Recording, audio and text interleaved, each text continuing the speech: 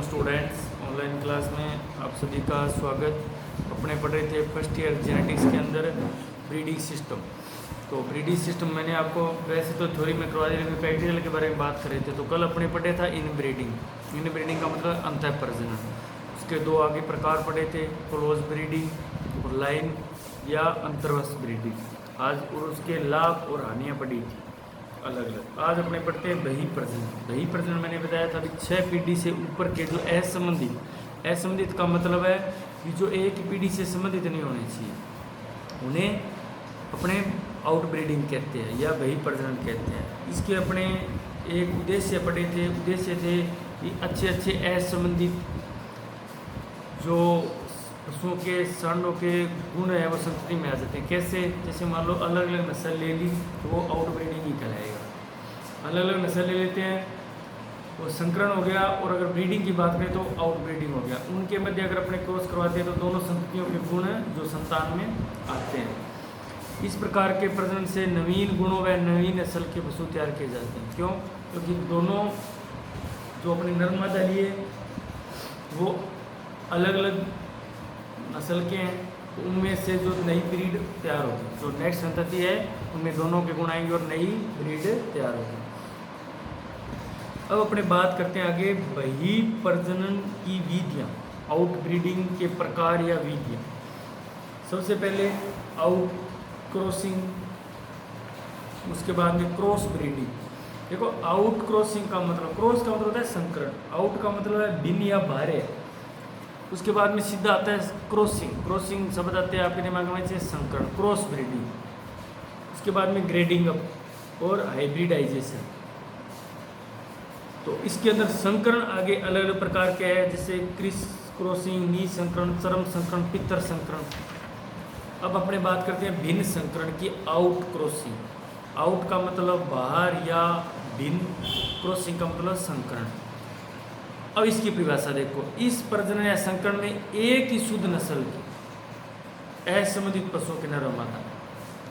मैंने पहले भी बताया था कि इनमें जो रिलेटिव टर्म है, टर्म क्या है, एक दूसरे से बिल्कुल रिलेटिव है, तो इनमें कंपैरिजन करके पढ़ना पड़ेगा। पहली है आउट क्रॉसिंग, भिन्न संकरण। इसके अंदर इसकी परिभाषा है आउट क्रॉसिंग यानी कि भिन्न संकरण की परिभाषा है एक ही नस्ल के असंबंधित पशुओं के नर व मादा के मध्य, यानी कि जो नस्ल होगी वो एक होगी लेकिन बिल्कुल क्लोज संबंधित नहीं होंगे। जैसे ये आपके सामने चित्र बना के दिया हुआ है। अगर ये चित्र रखा जाए, शुद्ध रेड सिंधी गाय और शुद्ध रेड सिंधी सांड के मध्य जब क्रॉस करवाएंगे तो कौन सी ब्रीडिंग कहलाएगी? तो आपके दिमाग में रहना चाहिए बही आउट क्रॉसिंग या आउट ब्रीडिंग का तो है ही ये प्रकार, लेकिन मैनुअली कौन सी ब्रीडिंग है तो वो होगी आउट क्रॉसिंग। क्यों? क्योंकि आउट ब्रीडिंग तो अपने पढ़ रहे हैं, उसका आगे प्रकार है ये कौन सा, आउट क्रॉसिंग। और आउट क्रॉसिंग की परिभाषा है कि एक ही नस्ल के असंबंधित नर व मादा के मध्य। तो अब आपको क्या है ये ध्यान में रखना है, अगर मान लो एक ही शुद्ध नस्ल है, उसके नर व मादा के मध्य क्रॉस करवा रहे हैं, तो आपको वो कौन सा प्रजनन होगा वो ध्यान में रखना है, इसकी पहचान अवश्य करनी। इसमें कोई पीढ़ी नहीं दे रखी, कोई माँ बाप दादा पोता इस तरह से रिलेशन नहीं दे रखा। अगर रिलेशन देगा तब तो आपको इन ब्रीडिंग में जाना है।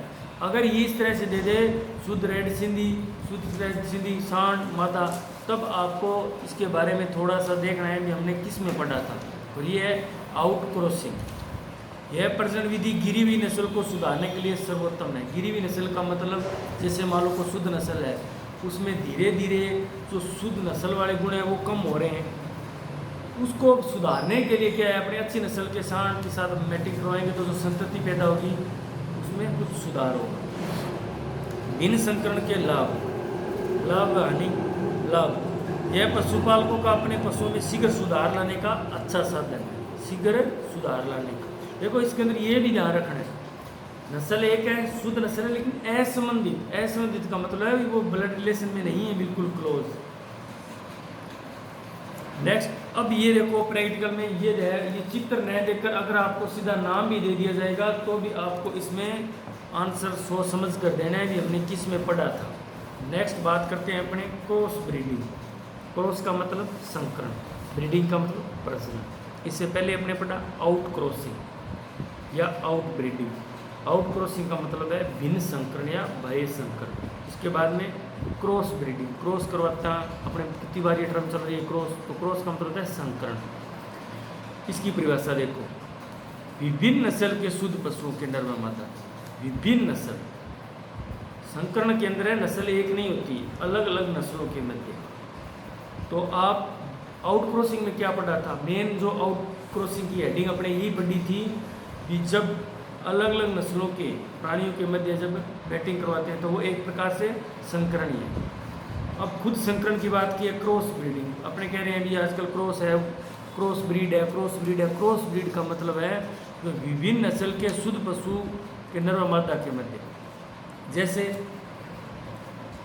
शुद्ध गिर गाय या शुद्ध साहिवाल सांड, तो ये कौन सा कहलाएगा आपका, क्रॉस ब्रीडिंग कहलाई जाएगी। तो इसी तरह से आपको ये प्रश्न ध्यान में रखना है। और इसका जो मुख्य जो है वो नई नस्ल पैदा करने के लिए क्रॉस ब्रीडिंग करवाया जाता है। क्यों? क्योंकि जैसे मान लो शुद्ध गिर गाय है और उसका शुद्ध साहिवाल सांड के साथ जब अपने मैटिंग करवाते हैं तो एक कौन सी नस्ल आई अपने पास में, एक नई। क्यों? क्योंकि उसमें साहिवाल के भी गुण आएंगे और गिर के भी गुण आएंगे। तो इस तरह से जो नई संतति, नई नस्ल या नई संतति पैदा करने के लिए क्रॉस ब्रीडिंग है। वहीं अगर आपको प्रश्न पूछ लिया जाए शुद्ध रेड सिंधी गाय का शुद्ध रेड सिंधी सांड के साथ जब क्रॉस करवाते हैं तो ये कौन सी ब्रीडिंग होगी, तो ये है आउट क्रॉसिंग, आउट क्रॉसिंग। और जब कह दिया जाए कि दो अलग अलग नस्लों के मध्य तो ये क्रॉस ब्रीडिंग होगी। क्या होगी? Cross breeding.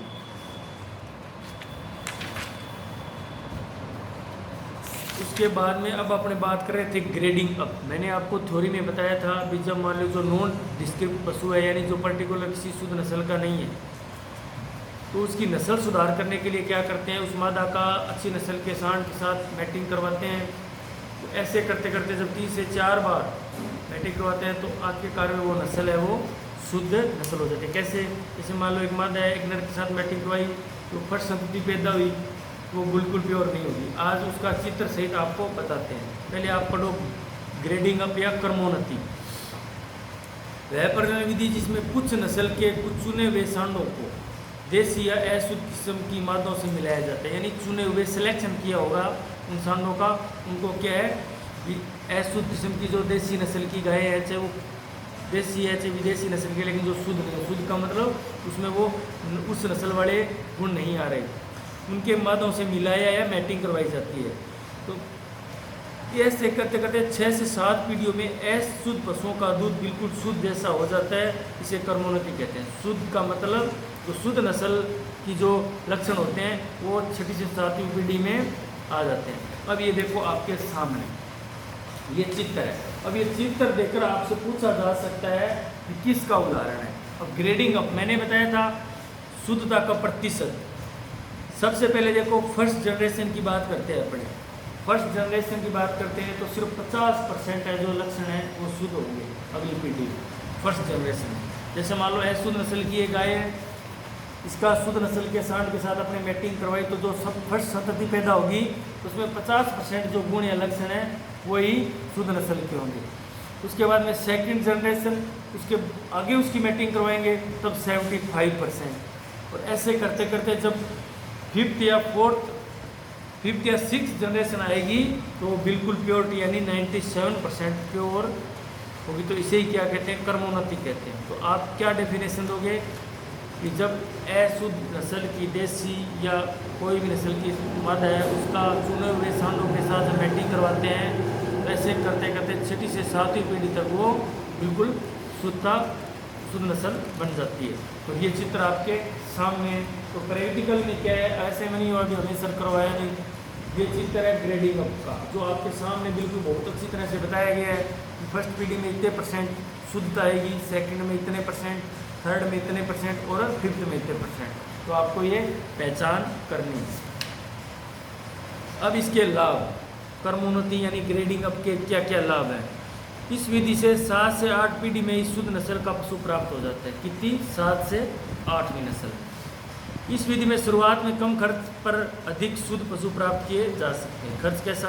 अशुद्ध पशु है और अपने सिलेक्शन किए हुए सांड के साथ उसकी मैटिंग करवाते जाते हैं।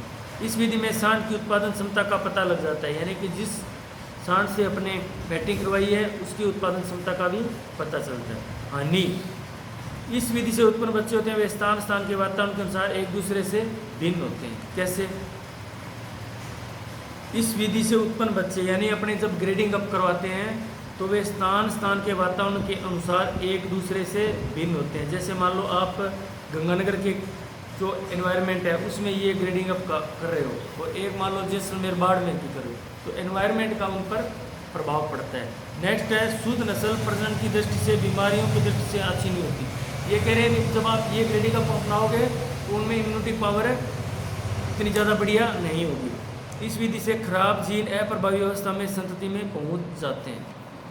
तो ये कुछ हानियाँ हैं और कुछ इसके लाभ हैं, लेकिन आपको तो ये ध्यान रखना है ये जो मैंने बताया तरीका या चित्र समझाए गए हैं प्रैक्टिकल में, ये आपको देखकर पूछा जा सकता है कि किसका उदाहरण है और कितनी पीढ़ी तक ये जाकर शुद्ध नस्ल प्राप्त होती है। नेक्स्ट है प्रसंकरण, हाइब्रिडाइजेशन जिसे हिंदी में कहते हैं प्रसंकरण। अभी पीछे पढ़ के आ रहे हैं संकरण, क्रॉस, और अभी पढ़ रहे हैं अपने प्रसंकरण। यह प्रजनन का वह ढंग है जिसके अंतर्गत विभिन्न जाति या प्रजाति, वहाँ पे अपने एक ही स्पीसीज के बारे में बात कर रहे थे, ठीक है, चाहे वो कैटल वंश था, बुफेलो वंश था। यहाँ पर क्या है, स्पीसीज अलग होगी। तो जब अलग अलग स्पीसीज या प्रजाति के जो प्राणियों के मध्य जब अपने मैटिंग करवाते हैं तो वो प्रसंकरण कहलाता है। जैसे घोड़ी और गधा है, घोड़ी और गधे के मध्य जब मैटिंग करवाते हैं तो खच्चर एक नई जाति निकल कर आती है। तो ये आपको कैसे ध्यान रखना है प्रैक्टिकल में, ये देखो प्रसंकरण के उदाहरण और भी बहुत उदाहरण है, लेकिन जब आप इस तरह से चित्र बनाकर भी दिया जा सकता है या आपको सीधा लिख दिया जा सकता है कि घोड़ी के साथ जब गधे के मध्य मैटिंग करवाते हैं तो कौन सी नई जाति पैदा होती है। अब इसकी विशेषता, इस विधि से संतति अपने माता पिता से बिल्कुल भिन्न होती है, इसलिए इस संतान को प्रसंकर भी हाइब्रिड कहते हैं, यानी कि जो नई संतति पैदा होगी वो अपने माता पिता से बिल्कुल अलग पैदा होगी। यह उत्पन्न संतति हमेशा शक्ति, चाल, आकार में, सुदृढ़ में, पैरों की स्थिरता में, कष्ट सहनशीलता में, थोड़ा खाकर अधिक समय तक जीवित रहना, भारी वायु गुण अधिक होते हैं, यानी कि चाल डाल शरीर वगैरह में सुदृढ़ है और थोड़ा खाकर भी अधिक भार व काम करती है, ये इसकी नॉर्मल विशेषता है। इन उत्पन्न पशुओं में युग्मक गैमिट्स या तो बनते ही नहीं और यदि बनते हैं तो वो फर्टिलाइजेशन लायक नहीं है। गैमिट्स का मतलब क्या है, जैसे मान लो अंडाणु है वो एक गैमिट्स है और पुरुषों के अंदर शुक्राणु है वो क्या है, गैमिट्स है। तो इनके अंदर या तो बनते नहीं, यानी कि प्रसंकरण में जो नई संतति उत्पन्न होते हैं उसकी बात कर रहे हैं अपने, उनमें या तो बनते नहीं और अगर बनते हैं तो वो फर्टिलाइजेशन यानी निषेचन के योग्य नहीं होते। तो ये प्रसंकरण के उदाहरण, तो ये आपको बिल्कुल ध्यान रखना है। अलग अलग 5-6 उदाहरण दिए हुए हैं और ये पूछा जा सकता है किसका उदाहरण है और प्रसंकरण कहते किसे। तो इसमें मेन जो याद रखने वाला शब्द है वो है अलग अलग प्रजाति के मध्य मैटिंग करवाकर नई संतति पैदा करते हैं, ठीक है। ये तो अपने बताया था घोड़ी और गधे के मध्य। अब एक हिनी है, वो होते हैं गधी और घोड़े के मध्य जब मैटिंग करवाते हैं तो हिनी एक नई जो संतति है वो पैदा होती है। तो ये आपका ये देखो पीछे चित्र बनाकर भी दिखाया गया है। ये बुक पिछली है, पहले वाली है, लेकिन चैप्टर सेम ही है तो इसमें चित्रों द्वारा समझाया गया था। तो ये चित्र देकर पूछा जा सकता है।